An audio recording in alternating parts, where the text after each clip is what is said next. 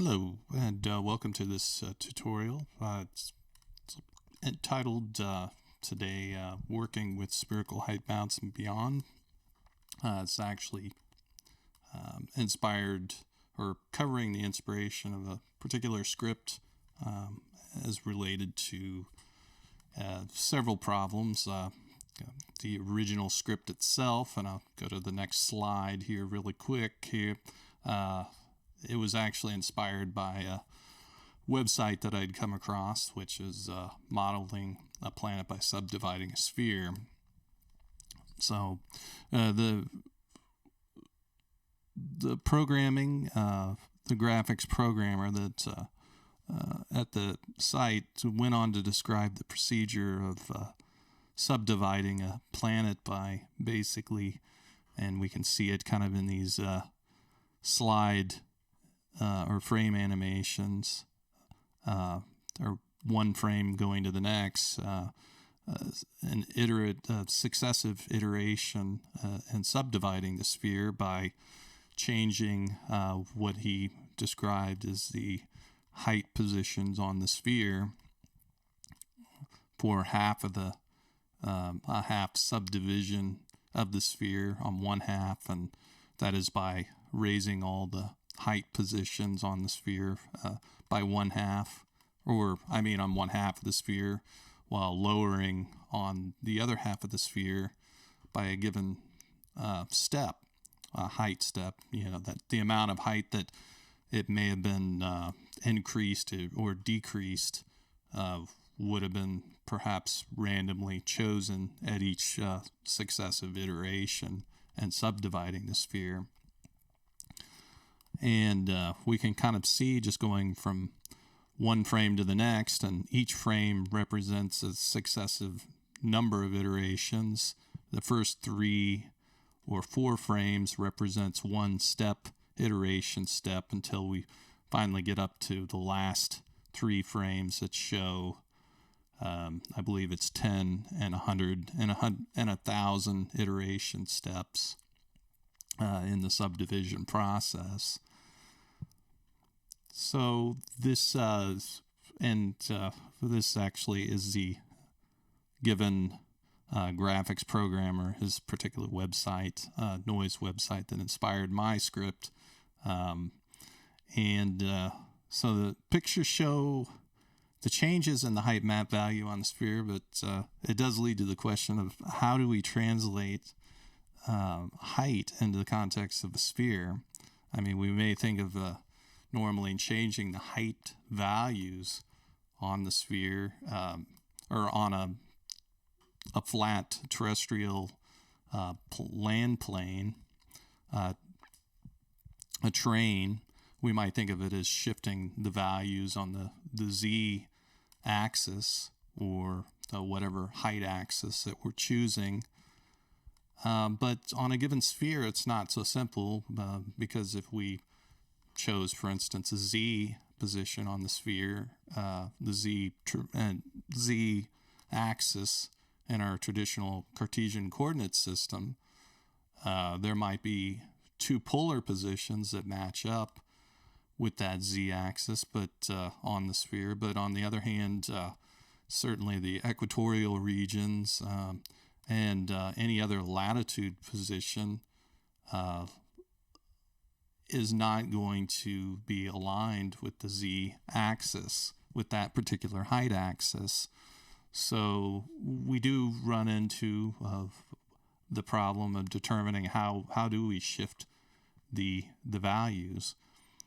Well, the diagram on the left shows us a surface normal along its 2-dimensional tangent vectors for a given surface. So that we say that when we change the height on the sphere, we could be intent on changing such height with respect to the sphere's original surface normal at any given point. That is, changing the height on the sphere in the direction of the surface normal. But we may not be interested in changing iteratively beyond the first succession in the direction of a new surface normal, which is no longer representing the integrity of the sphere geometrically speaking.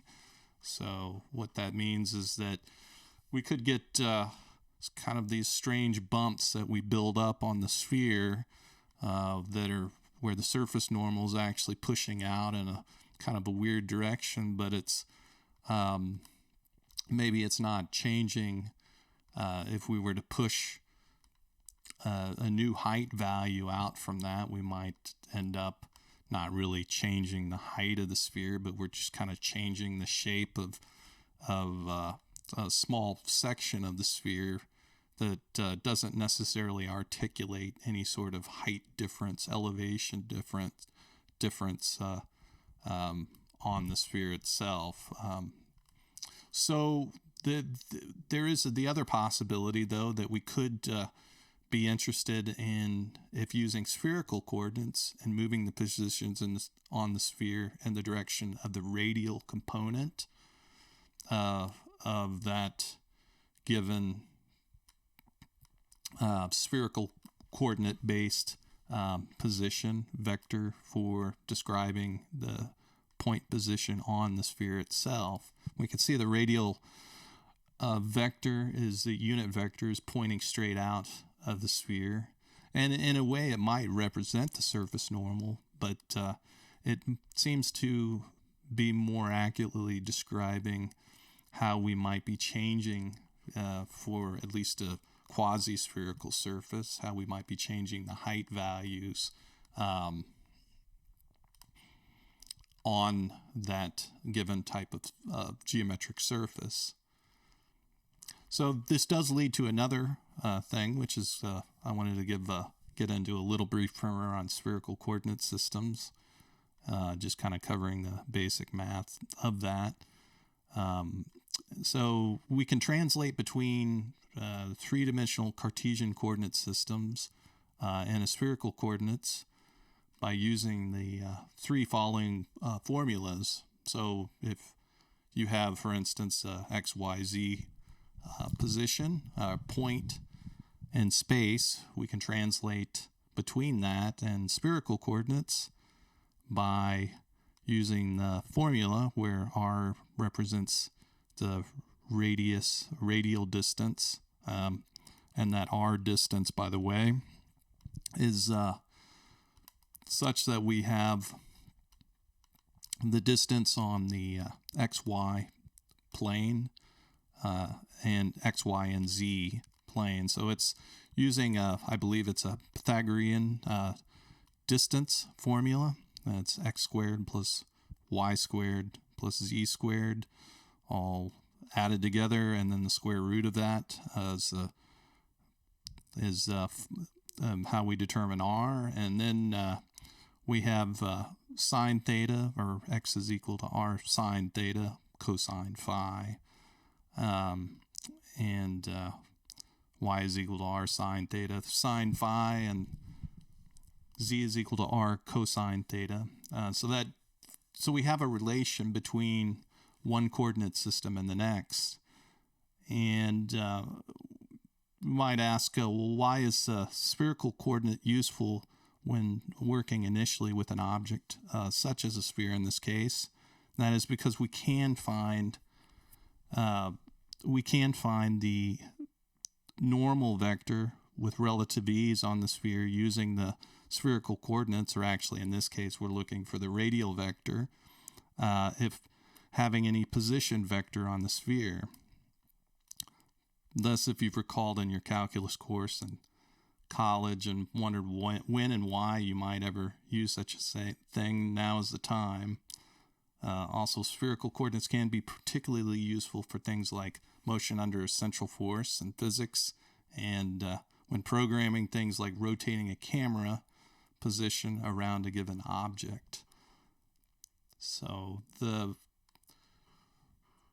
going on to the next slide here, we have, so under spherical coordinates on a given sphere, when we are changing the height values, we aren't changing anything but the radial values of the spherical coordinate tuple. And you want to think about this. The radial height on such point is in the direction of the surface normal on the sphere. So if we change the height, we are changing in the direction of the surface normal, which is given in the unit direction of the unit radial component in spherical coordinates. At least that's on the first iteration. The surface normals is, again, as I described earlier, that it may not always be true. The normals may change, but we're certainly expanding the height coordinate positions on the sphere outward in the radial component, and we would consider that in terms of elevation change, going from one radial distance outward to another radial distance certainly indicates, I believe, in geodesics and measuring like elevation change. That's kind of the classical sense of how we think of changing elevation on a given sphere. So in the script, when we iterate through points on the sphere, if they are originally in Cartesian coordinate tuples, as they might be when Blender populates such data, we'd probably need to do a conversion to spherical coordinates, and then under height map fractal subdivision algorithm decide whether such a vertex at a given position is adjusted in the surface radial direction, positive or negative insofar as height position. The test that we use is based on generating a random vector and such subdivision scheme. And if given a dot and is given by a dot product, for instance, that yields between the random normal vector that we generate, and this I believe would be a unit normal. These are unit normal vectors. So we take the dot product between that and the random vector and then the given radial vector, unit normal vector, and then we decide whether it's positive or negative. That particular test tells us whether we're basically in the direction one way or not in the direction. It's in the opposite direction, which is kind of a basic way of dividing the sphere in half when we choose a random vector and deciding how we're subdividing it. So you might ask, why would a random unit normal vector be sufficient for the pseudo-random spherical subdivision scheme mentioned earlier? Well, any pseudo-random unit vector is given to representing the basis of a unit sphere, which is perfectly fine for our needs.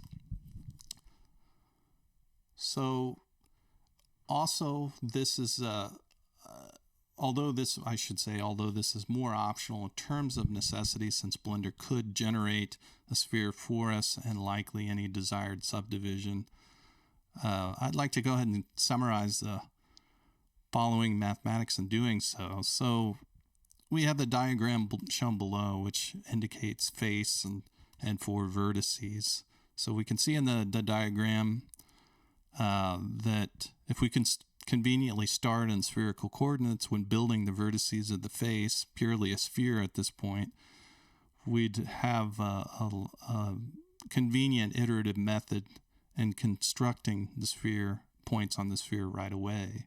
So if we think about this in terms of formula otherwise in Cartesian coordinates, it would probably look quite a bit different. Of course, you can think of the formula for a circle, generating a circle, which is something like x squared, might be something as simple as x squared plus y squared equals 1, which is just a unit circle centered about the origin of 0. We would have some sort of probably similar formulation, maybe something like x squared plus y squared plus z squared equals 1, and generating the sphere. But on the other hand, it's kind of like you might be asking yourself, well, how do we ensure that we're always staying restricted on a given range when we're iterating through points, on the sphere, and subdividing and building up points around the sphere? I mean, we might be able to pick arbitrarily some x that we know, okay, well, the sphere is a unit sphere. We know we can't go beyond the point position 1. We can't go beyond the position 1 on the y-axis, and so we can kind of try to subdivide between the x and the y. But how do we subdivide between the z, for instance? Well, we subdivide on the z from 0 to 1, but as we do that, we notice that our values are accelerated on the given circle there. Spherical coordinate systems certainly provide us with a convenient way of doing this. On the other hand, in a pretty easy fashion. So that's also one other solution, and the method that I've chosen in this case for drawing up a spherical mesh. So consider, for instance, a method which simply works by iterating a subdivision from 0 to pi, or 180 degrees on the circle on the phi axis, as shown in the diagram on the left. For example, we could iterate 3 times in subdividing from 0 to pi by choosing a step iteration of pi divided by 3, and then adding to our existing subdivision point s phi, just adding pi divided by 3 each time that we iterate, while inputting this into a spherical coordinate conversion method as a function to get the return coordinate value, which is the x, y, z Cartesian value given from that formula that I'd showed in an earlier slide. Of course, we'd probably want to simultaneously iterate over a range of theta and like kind and successively building the points on the sphere. So the more iterative points that we add, by the way, and step building our sphere with vertices means a sphere that is more likely smoother and also more likely to lead to a realistic planetary model that we might have in mind. But this comes at computational expense since we have more points to compute through. So the nice way, the nice thing to consider, and using this type of regimen is that we could subdivide. We can leave it user specified. In fact, I did that exactly in my script version, where you can choose a level of subdivision, and that translates readily into the number of possible points that are going to exist on the sphere itself. So there is another point, and this is kind of another fun aspect. I say fun, that interesting and mathematical aspect about using spherical coordinates is that we also have, in the context of UV coordinates and a flat map projection, we have a solution for doing so by using spherical coordinates.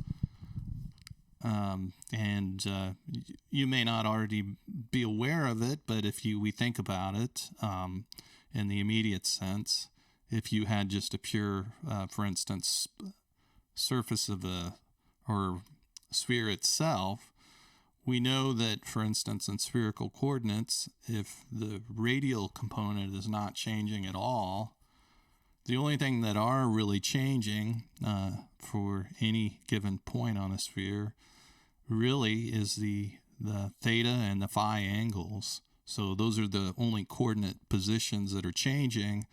And if that's the only data that we really need, then we already have basically a nice projective, we have a nice way of projecting onto, say, a flat map, that particular surface. So, but we can actually do that even with the varied R, with the changing height values. When we, for instance, do surface terrain, we might be interested in just doing a plain kind of flat surface projection on the terrain itself without preserving any of the articulated change of the Z component and flat projecting, and so that we just get for any rectangular terrain surface, a quasi planar type of surface, we projected that in 2 dimensions. It might look like it would look like simply a planar surface with all of the mesh vertices kind of equally spaced about that given rectangular rectangular terrain mesh. So with in the case of the spherical projection, though, we might apply in principle exactly the same thing. We ignore the radial change in radial component, and we just preserve what's going on with the change and the distance metric or change and with respect to the phi and theta coordinate values. So that's what we would actually be doing. So we basically have a solution to that. So that's another useful part of using spherical coordinates. But we do also need to consider that, for instance, if we want those UV coordinates conform to a particular image size, that we would be doing scaling, a rescale, using a scale factor between the spherical coordinate values that we originally had and the new desired scale range on both the x and y axis and the 2 dimensions. So,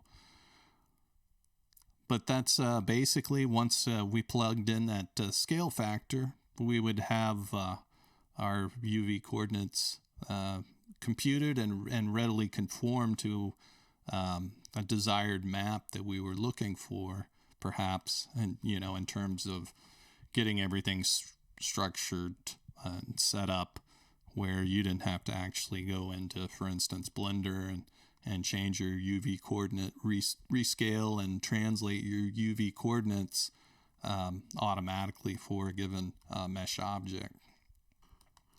So I did have some additional kind of math primers. I'm assuming that most of you might have some sort of basic vector algebra experience, but if you didn't, just kind of covering a little factoid that goes with this. If we add 2 vectors that are in the same direction, that yields another vector that's in the same direction, and then we of course have the example shown below with the resultant vector between this A and B, and computing, adding these 2 vectors, which shows a vector that's simply given in the same direction. It's a resultant vector. So if we had, if we add a height vector in the same, so if we add a height vector in this, if we add a height vector in the same direction as the position vector on the unit sphere, the resultant vector will be in the same direction under vector addition. So it's something to keep in mind that when we're adding height to the original planetary, like if we had a planetary mesh, we're adding a height vector and it's in the same direction as the radial component, the radial unit vector that's describing that position point on the sphere. We're going to have a resultant vector that's in the same direction. So that's kind of important with respect to the script as well, because that's exactly what I do. Is I determine a random height scalar, apply that height scalar, multiply that times a random or a unit normal vector that's in the direction of the radial component of the position vector on the sphere itself. a point on the sphere, and I add that to that height vector to it, so we've got the resultant vector in the same direction. So the one thing to keep in mind while we build the mesh iterating points on the sphere using spherical coordinates mathematically, we'd be keeping track of the previous set of work and supplying neighboring vertices to build our mesh data for Blender. In Blender, as with a lot of 3D modelers, mesh data is typically constructed from vertices containers and a face container. The vertices container contains an ordered list of vertices with respect to their coordinate values, while their index in that container is used in application to their position on a given face or faces.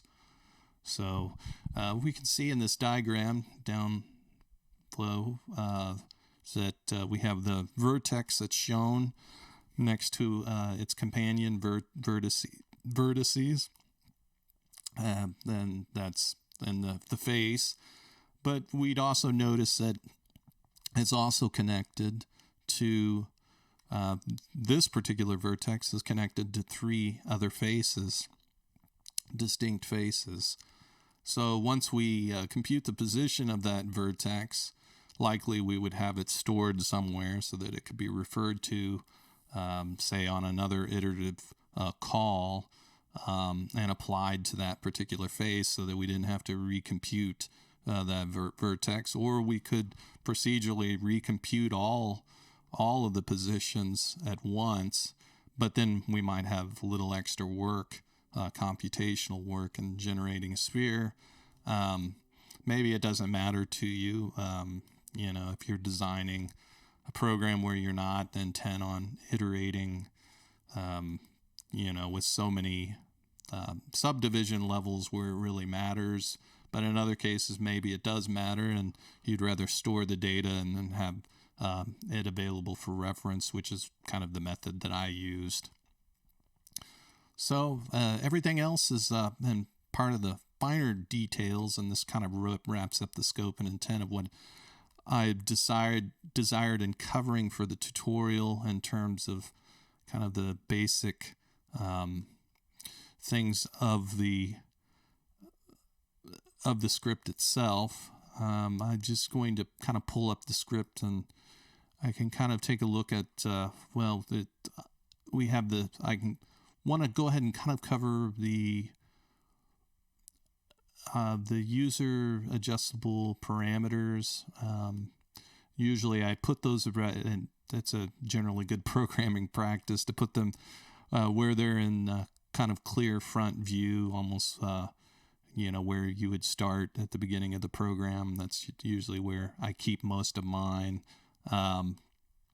So usually where I have kind of an initializing value, in this case I have like angle subdivision, which stands for subdivision.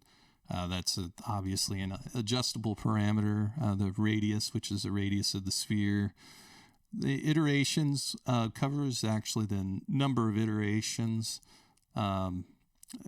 subdividing iterations, in fractalizing the sphere in terms of its height map, and then the possible height range. I believe that's 0.001 for this scale value. You can make it much larger, but it tends to lead to, depending on the radius or the size of your sphere, it can lead to pretty dramatic consequence. So you kind of want to balance the height increment, that height variable, relative. It's all relative to the choice of radius, and it also is important with respect to the number of subdivisions that you've chosen, subdivision points on the sphere itself. Obviously, if you have a rather low number of subdivision points on the sphere, meaning we don't have as many points representing a sphere, it can lead to a lot of it can lead to a lot of unsmooth kind of or non-smoothness going from one vertex to another on the sphere if we've got a significant height differential that's occurring and you don't have a sufficient number of points to kind of cover and articulate kind of the finer details with the extremely height differentiated mesh. So something to keep in mind there. Most of the other functions shown here are kind of operations, functions that you might expect, either under spherical coordinate computations. So for instance, we wanted to know the magnitude of a given vector. We have a distance function that will tell us that. We also have the dot product norming the vector, which is merely computing its magnitude and dividing each component of the vector by its magnitude distance, which produces a unit normal vector. By unit normal, it just means that we're preserving the distance or the direction of the vector, but we're conforming it so that it is no greater than 1, a distance, well, it's equal to exactly 1.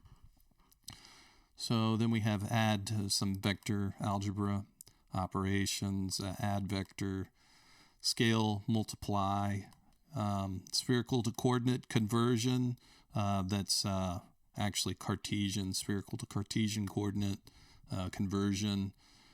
We have random normal generator, and let's see, then we have the build sphere function, which is simply building our sphere. We can kind of scroll down through that, and in this case I went and built the sphere basically by building a hemisphere and then mirroring its half. Of course, you could just iterate through all of the points by using, say, a 2 pi, 0 to 2 pi iteration, and then going 0 to pi on the, I believe it's the theta axis, and 0 to 2 pi on the phi axis. But I chose to just iterate through one hemisphere and then just mirror the vertices, I believe, and building that sphere. So, and then I have a method for building the faces where I use a tuple. It's a 4-value tuple, since obviously a face is consisting of 4 points. When you build any sort of terrain mesh or mesh in general of an object, you may be likely to use 4 points. It could vary, though. I mean, you could have 5, 6, or more points in building a particular face, and as little as 3 to 2 to 1 point. But more commonly, you will see 4 points used in constructing a face value or a face on a given mesh. So we track the vertex index. In doing so, we don't actually, when you're supplying the face information, you're actually using the vertex indices from your vertex container to do that. So, and that's what we did there. And just kind of scrolling down. So I'm just kind of roughly skimming through the program itself, not getting into the exact details. So yeah, it looks like we built the sphere, and then once we built the sphere, then we get down to the section where we actually iterate and subdivide the sphere, or use a subdivision method, and deciding whether we're going to decrease or increase height values, and subdividing that. So as explained before, we generate a random normal.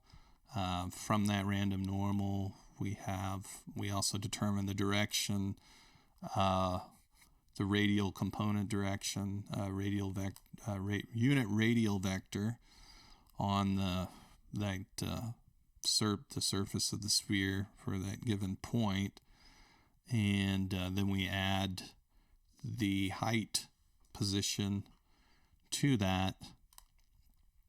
It looks like our test yields in the opposite direction, we subtract. It's still vector addition, but we take the inverse vector, inverse in the context of direction. It's in the opposite direction.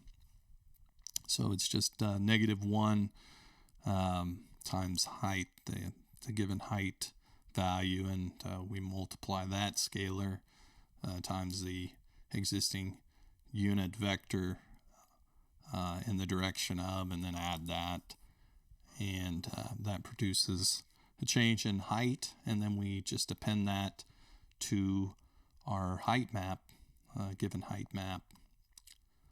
So we do all of that, and then at the same time, I believe we produce our spherical coordinate map with that spherical projection container, making note of the vertex.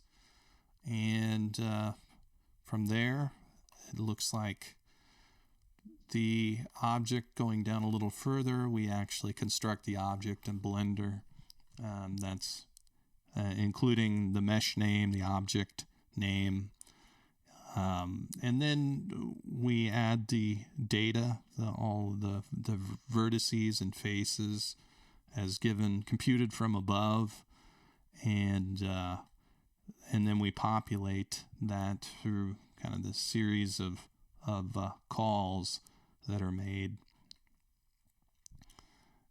And it looks like we kind of complete the process of, we do a Blender call and setting up the UV coordinate mesh. So that's kind of another aspect of to set the UV coordinates. I actually access the mesh that we created. I go back and access the active scene and object. That's the mesh that we just created, which is the object.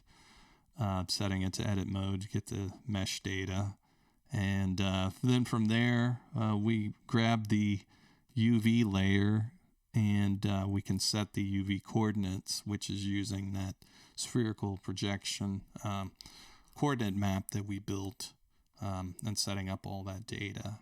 So that's handled in the script. As stated, this is kind of just a general summary of the script, what it's kind of doing, and how we go about doing what we do, and some of the mathematical operations, kind of the primer of some of the mathematical work that's being done and building the script itself. So I wanted to thank you again for listening in on this tutorial, and have a great day there.